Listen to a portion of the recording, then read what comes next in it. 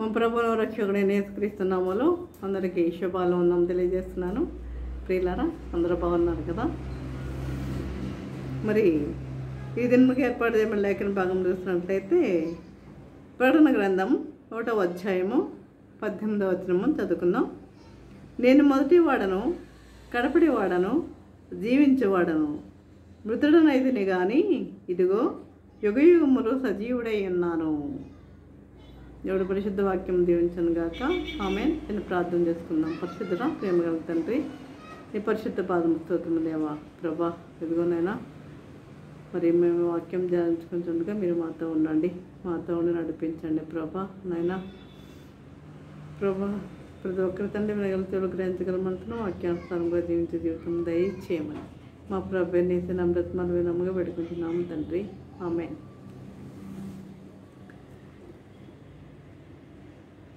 ఇది ఈ దినములకే ఏర్పాటు చేయబడిన అంశం ఏంటంటే జీవింపజేసే సజీవ వాక్కు.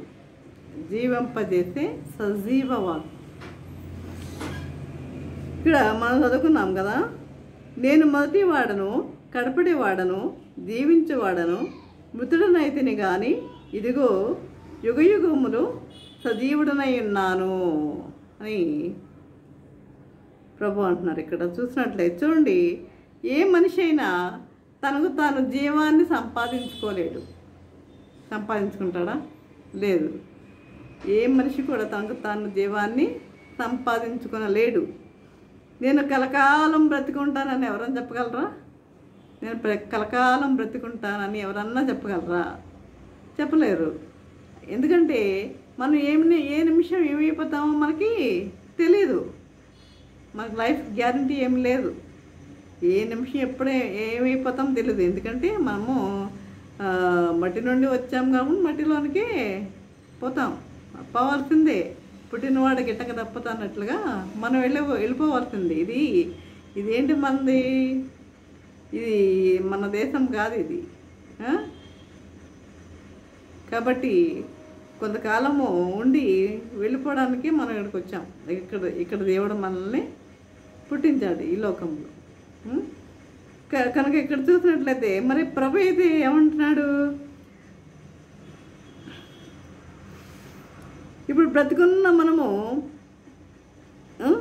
మరుక్షణం బ్రతికుంటామో మనకి తెలియదు. చాలామంది చూడండి, పాట పాడుతూ చనిపోయిన వాళ్ళు అనేక మందిని మనం చూసాం. వాక్యం చెప్తూ చనిపోయిన వాళ్ళని కూడా అనేక మందిని చూసాం. డాన్స్ చేస్తూ చనిపోయిన వాళ్ళని కూడా అనేక మందిని చూసాం. ఆటలాడుతూ చనిపోయిన వాళ్ళు కూడా అనేక మందిని చూసాం. అంటే కూర్చున్న వాళ్ళు కూర్చున్నట్టు కూడా చనిపోయిన వాళ్ళని చూసాం. పడుకున్న వాళ్ళు పడుకున్నట్టుగా చనిపోయిన వాళ్ళని చూసాం. ఏ నిమిషం ఎట్లా మరణం మనకు సంప్రాప్తం అవుతుందో మనకి తెలియదు. కనుక ఇక్కడ ప్రభు అయితే ఏమంటున్నాడు? నేను జీవించేవాడను అని, సజీవుడును అని, మృతుడనైతిని అనగా మృతుడనైతిని కానీ నన్ను ఎవరు చంపలేదు. ఆయన ఎవరిని చంపారా? లేదు. నన్ను ఎవరు చంపలేదు, చంపలేరు కూడా. ఆయన్ని ఎవరు చంపగలరండి? సృష్టికర్త ఆయన్ని ఎవరు చంపగలరు? నన్ను ఎవరు చంపలేరు. నాకు నేనే ప్రాణాలను పెట్టాను. కేవలం దైవ సంకల్పం చొప్పున ఆయన తన ప్రాణాలను మనకు ఇక్కడ పెట్టవలసి వచ్చింది. దైవ సంకల్పం చొప్పున. కాబట్టి దాంతో నేనే మరణంను సిద్ధపడ్డాను. ప్రపంచమంతా అనుకున్నట్లుగా రోమా ప్రభుత్వము సిలువ వేసి సిలువ శిక్షను విధించి రోమా సైనికులు ఆయన బాధించి హింసించి సిలువ వేయట కేవలము ఒక దైవ సంకల్పం. అది ఆ దైవ సంకల్పం చొప్పున జరగవలసి ఉన్నది కనుక అది జరగవలసి ఉంది. అది నెరవేర్చాడు ప్రభు, అంతే. అంతేగాని ఆయన ఎవరు చంపలేరు. కాబట్టి ఇక్కడ చూసినట్లయితే మానవులను సృష్టించిన దేవుడు ఆ మానవులు పతనమైపోతుంటే మనల్ని సృష్టించాడు దేవుడు. ఈ మానవులే పతనమైపోతుంటే ఆయన మనసు అంగీకరించలేదు.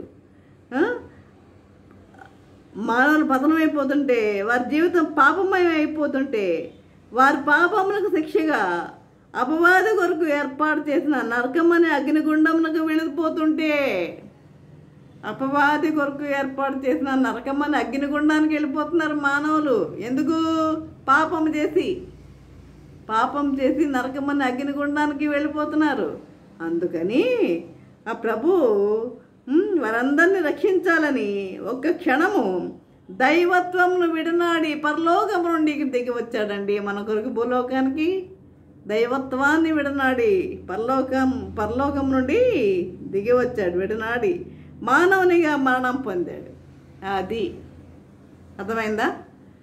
అంటే మన కొరకు ఆయన వచ్చాడు ఈ లోకానికి. అంతేగాని ఆయన ఎవరు చంపలేదు. దైవ సంకల్పం చొప్పున జరిగింది అంతే. కనుక మానవునిగా మరణం పొందాడు. కానీ ఆయన యుగయుగములో సజీవుడే. యుగయుగములో ఆయన సజీవుడే. అందుకే తనకు తానే ప్రాణం పెట్టిన ప్రభువు చెప్పిన మాట ప్రకారము ఆయన ఏం చేశాడు? ఏం చెప్పాడు? 3వ రోజు తిరిగి లేస్తానన్నాడు. అలాగే ఆయన తిరిగి లేచాడు. 3వ దినమున ఆయన తిరిగి లేచాడు. సజీవముగా తిరిగి లేచాడు.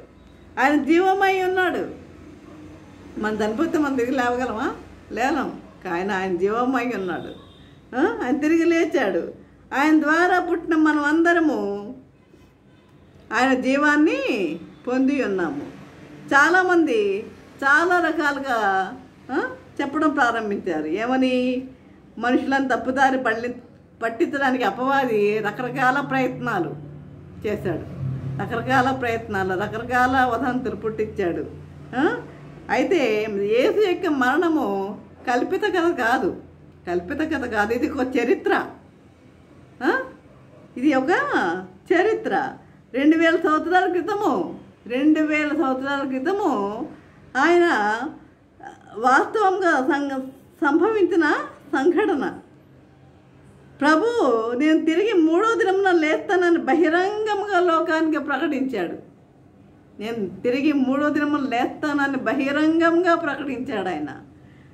ఎంతోమందిని రోమా సైనికులు, రోమా ప్రభుత్వము శిలువ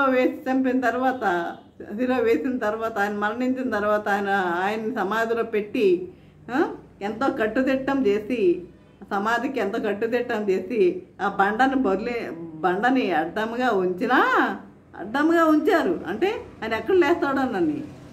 అంటే చూడండి, వాళ్ళు నమ్మారు కానీ శిష్యులు నమ్మలేదు ఆయన లేస్తాడన్న విషయం. అనేకసార్లు శిష్యులకు చెప్పినా శిష్యులు నమ్మలా. కానీ వీరు నమ్మారు. నమ్మి ఏం చేశారు? బండను అడ్డముగా పెట్టారు. కాబట్టి దానికి ముద్ర వేశారు. అంతటి భద్రతా ఏర్పాట్ల మధ్య జరగనిది అని చెప్పడం అసాధ్యం. అందుకే ప్రభు యొక్క పునరుత్థానము చరిత్ర అంగీకరించిన సత్యం. అంటే ఆయన లేచాడు అన్నది చరిత్ర అంగీకరించిన సత్యం. ప్రభు యొక్క పునరుత్థానం అనేది, రిసరెక్షన్, ఆయన యొక్క పునరుత్థానం అనేది చరిత్ర అంగీకరించిన సత్యం. ఇది యథార్థ సంఘటన. ఆనాటి ప్రజలు దీన్ని గాంచి విని ఆశ్చర్యచకితులయ్యారు. ఆయన 3వ దినమున తిరిగి లేచాడని విని ఆశ్చర్యచకితులయ్యారు. అందుకే ప్రభు యొక్క పుట్టుక, మరణం, పునరుత్థానము ఒక కథ కాదండి. ప్రభు యొక్క పుట్టుక, మరణం, పునరుత్థానము ఒక కథ కాదు. కల్పిత కథ కాదు. అది పుక్కిట పురాణం కాదు. అది పురాణం కాదు. కానీ యేసుక్రీస్తు మరణమును జయించి తిరిగి లేచాడు. ఆయన సజీవుడని తెలియపరిచాడు. ప్రియులారా. కాబట్టి ఈ విధముగా ఆయన ఎవరో రోమా సైనికులు ఆయన శిక్షించి చంపారు అన్నది ఆ దైవ సంకల్పం చొప్పున, అది జరగవలసి ఉన్నది చొప్పున ఆయన ఆ విధంగా మరణించడం జరిగింది. ఇప్పుడు చూసినట్లయితే రక్షణ ఎందుకు? ప్రపంచంలో మానవాళికి రక్షణ. ఆయన సిలువలో మరణించడం కేవలం మన కొరకే మనకి రక్షణ ప్రసాదించడానికి ఆయన సిలువలో ఆయన మరణించడం జరిగింది. ప్రపంచంలో మానవాళికి రక్షణ. కాబట్టి నీవు నేను అందరము రక్షణ పొందుడే మొదటి రుజువు. మనం అందరం రక్షణ పొందాలి. రక్షణ పొందాలి అనేది ఆయన యొక్క కోరిక. మనం అందరం రక్షణ పొందాలి. చనిపోయిన వాడు ఎవరిని రక్షించలేడు. రక్షించగలడా? చనిపోయిన వాడు ఎవరన్నా రక్షించగలడా? లేదు. కాబట్టి యేసు యొక్క జన్మము, మరణము, పునరుత్థానము నమ్మిన వారికి రక్షణ. యేసు యొక్క జన్మం, మరణం, పునరుత్థానం ఇవన్నీ నమ్మిన వాడికి రక్షణ. మనిషిని సృష్టించిన దేవుడు మనుషులకు ఇచ్చిన అద్భుత వరం రక్షణ. ప్రియులారా, మనుషులకు ఇచ్చిన అద్భుత వరం ఏంటి? రక్షణ. కాబట్టి మనం అందరం రక్షణ పొందాలని ప్రభువు తెలియజేస్తున్నాడు. మనం అందరం రక్షణ పొందాలి, రక్షించబడాలి. మనలో పాపం అనేది నశించిపోవాలి. ఆ ప్రభుని మనం విశ్వసించాలి. ఆయన జననాన్ని, ఆయన మరణాన్ని, ఆయన పునరుత్థానాన్ని అన్నిటిని మనం విశ్వసించే వారిగా ఉండాలి. అది ఇంక చూసినట్లయితే చూడండి,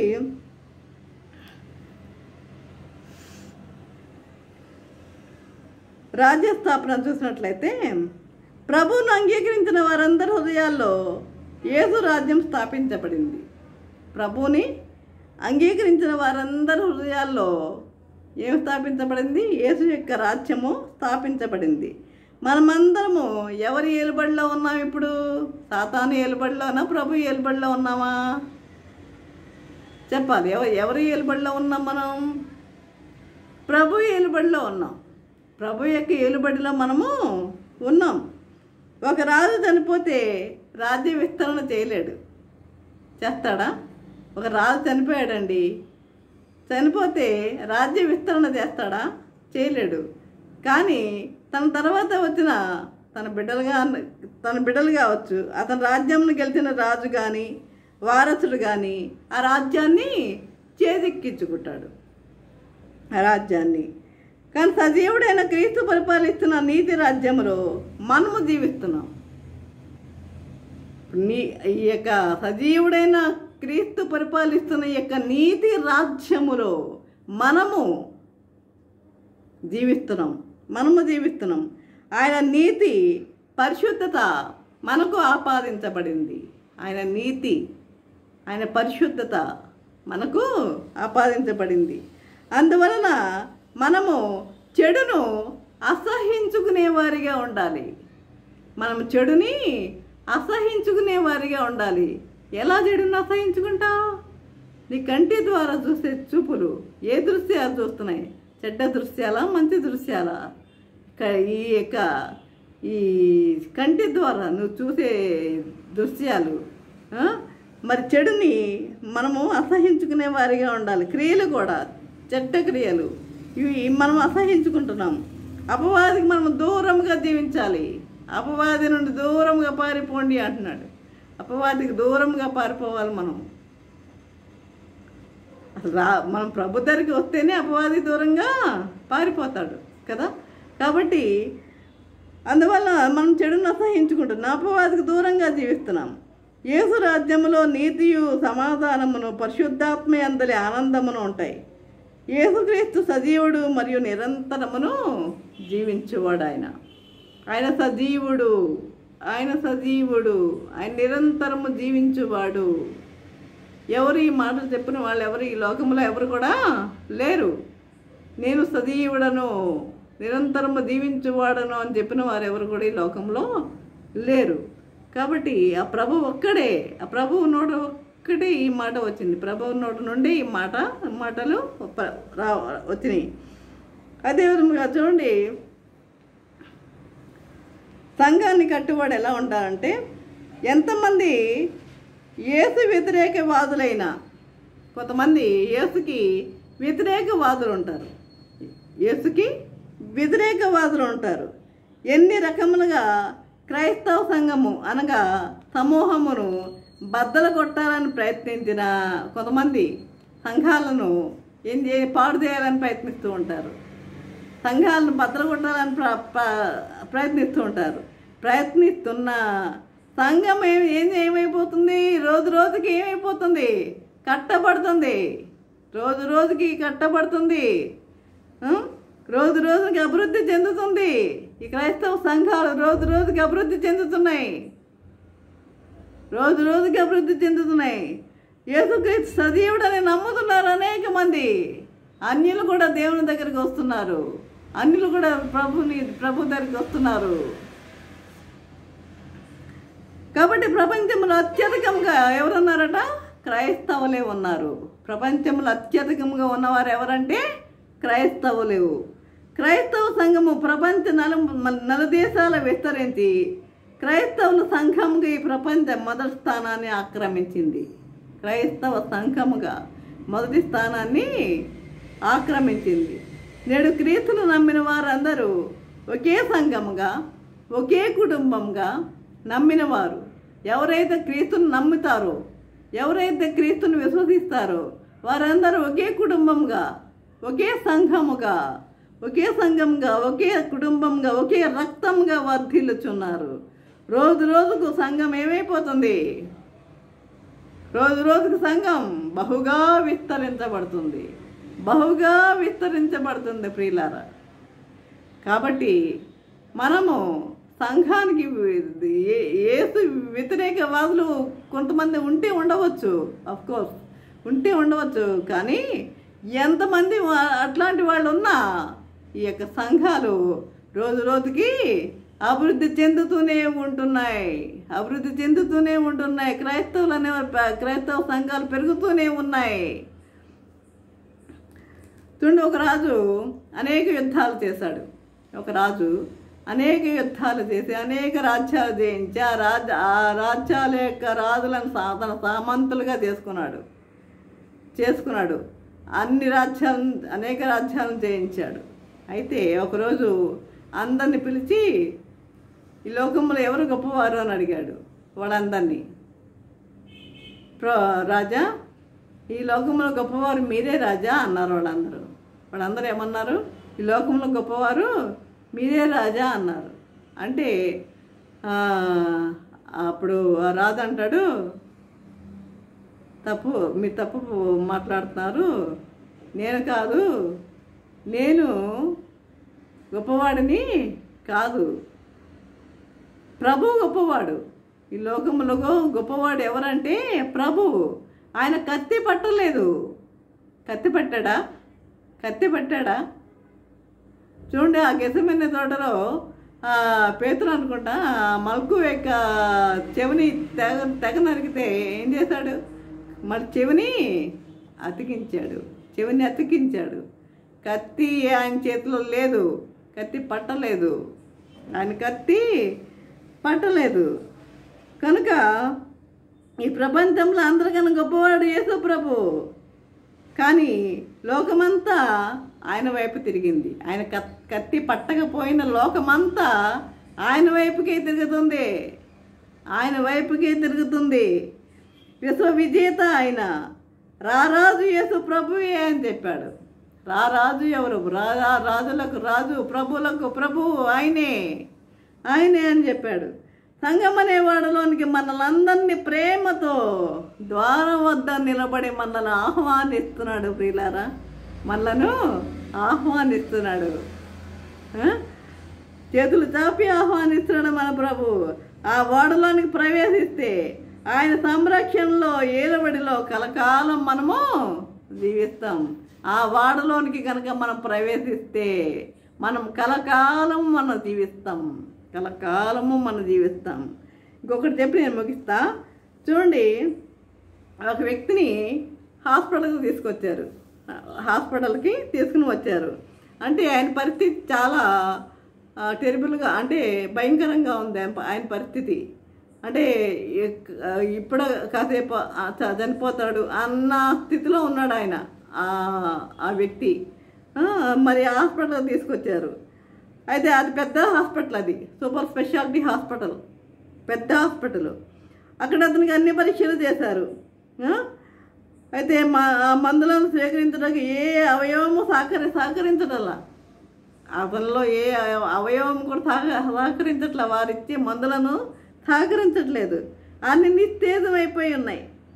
15 మంది సభ్యులతో ఉన్న బృందం అంటే డాక్టర్స్, 15 మంది సభ్యులు వాళ్ళు ఏం చేశారు? ఇక మా వల్ల కాదు, తీసుకువెళ్ళిపోండి అన్నారు. మా వల్ల కాదు, తీసుకువెళ్ళిపోండి అన్నారు.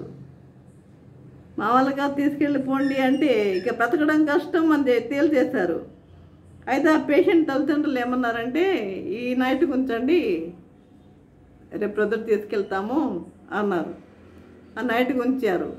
ఉంచిన తర్వాత ఆ యొక్క సంఘం, ఆ సంఘ కాపరి అందరూ అతని కోసం ప్రార్థించారు. సంఘ కాపరి, సంఘస్థులు అందరూ ఆయన కొరకు, ఆ తల్లిదండ్రులు అందరూ ఆయన కొరకు ప్రార్థించారు. ప్రార్థించగా మరి వారందరూ హృదయపూర్వకమైన ప్రార్థన ఫలించింది. ఆ మరుసటి రోజు వైద్య శాస్త్రంలోనే ఒక అద్భుతం జరిగింది. మిరాకిల్, గొప్ప అద్భుతం జరిగింది. మనుషుల వల్ల కాని స్వస్థత దేవుని వల్ల జరిగింది. నమ్ముతారా? ఇప్పుడు ఇది యథార్థ సంఘటన.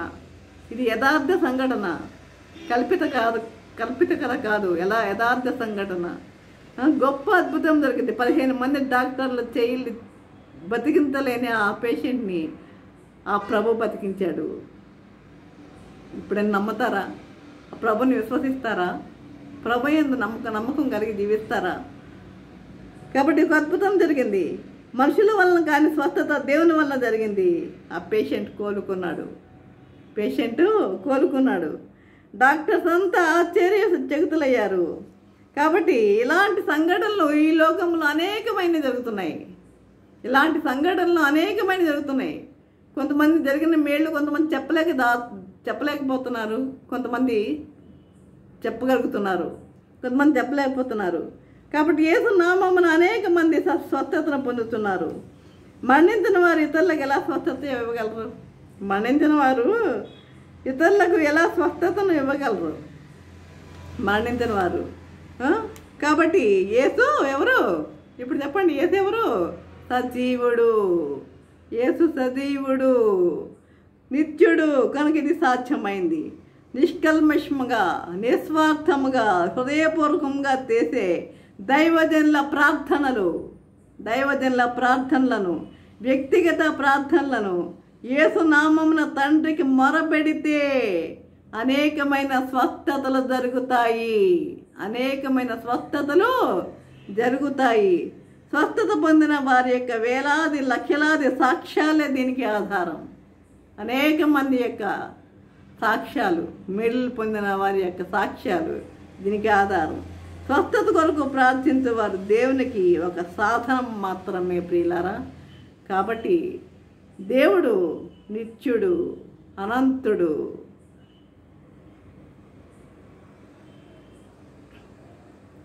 కాబట్టి ఈ విధముగా ప్రభు యందు మనము విశ్వసించే వారిగా ఉండాలి. ప్రభును మనము నమ్మేవారిగా ఉండాలి. ప్రభు యందు మనం భయభక్తులు కలిగి మనం జీవించే వారిగా ఉండాలి. అందుకే అంటున్నాడు కదా, నేను మొదటివాడను, కడపడివాడను, జీవించేవాడను, మృతుడినైతుని కానీ యుగయుగములకు నేను సజీవుడునై ఉన్నాను. యుగయుగములకు ఆయన ఎలా ఉన్నాడంట? సజీవుడునై ఉన్నాను. ఆయన సజీవుడు. ఆ సజీవుని చెందగా వస్తారా? వస్తే మీరు మేలు పొందుతారు. తప్పనిసరిగా దేవుని సన్నిధికి రండి. ఆ విధముగా వచ్చి అనేక మేలు మీరు పొందుకోవాలని కోరుకుంటున్నాను. ఆ విధంగా జీవించడానికి పరిశుద్ధాత్మ దేవుడు సహాయం చేసి నడిపించను గాక. ఆమేన్. ప్రార్థన చేసుకుందాం. పరిశుద్ధుడా, ప్రేమగల తండ్రి, నీ పరిశుద్ధ పాదము స్తోత్రం దేవా. ప్రభా, నీ పరిశుద్ధ పాదము స్తోత్రం దేవ తండ్రి. ఇంతలోకి నేను ప్రభా, నీ వాక్యం దొర తండ్రి మాతో మాట్లాడిన విధానం బట్టి నాయన మీకు వందనం తెలియజేసుకుంటున్నాం ప్రభా. నాయన తండ్రి, నాయన మీ యొక్క మరి నేను సజీవుడను అని తెలియజేస్తున్నారు నాయన ప్రభా. మరి అనేకమైన స్వస్థతలు మీ వలన జరుగుతున్నాయి తండ్రి నాయన ప్రభా. అనేకమైన మేళ్లను ప్రజలు పొందుకుంటున్నారు నాయన ప్రభా. అనేక మంది సాక్ష్యాలు మరి ఇస్తున్నారు నాయన ప్రభా తండ్రి. ఇంకా అనేక మంది మేళ్ళు పొందిన వారు కూడా తండ్రి సాక్ష్యం ఇచ్చుటకు భయపడేవారిగా ఉండకుండా తండ్రి నీ యొక్క మరి మీరు చేసిన ఉపకారాలను నాయన మరి ప్రతి ఒక్కరికి తెలియజేసేవారిగా ఉంట కృప చూపండి నాయన ప్రభా తండ్రి.